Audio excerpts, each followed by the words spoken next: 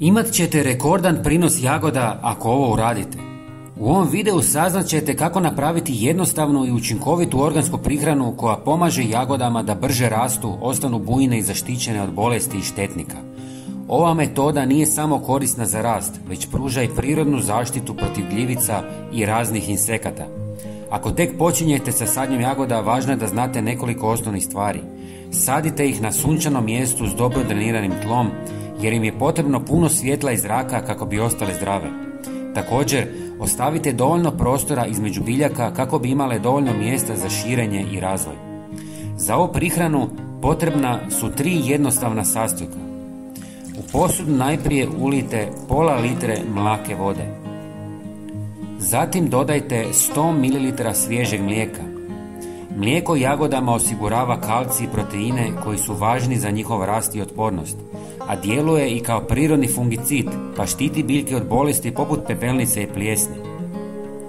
Sljedeći sastojak je 1 mala žlica taloga od kave.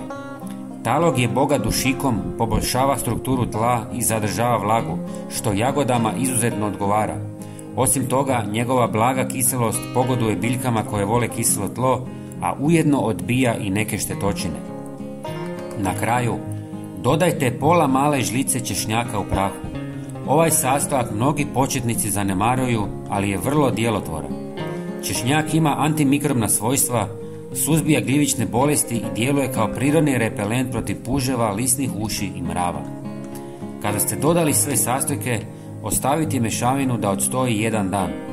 Ako planirate prskati biljke po listovima, obavezno tekućinu procijedite.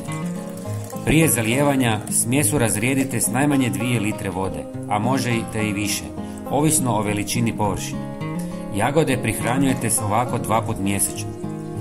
Svakako se pretplatite na naš kanal jer vam svakodnevno donosimo nove savjete, a potpuno je besplatno.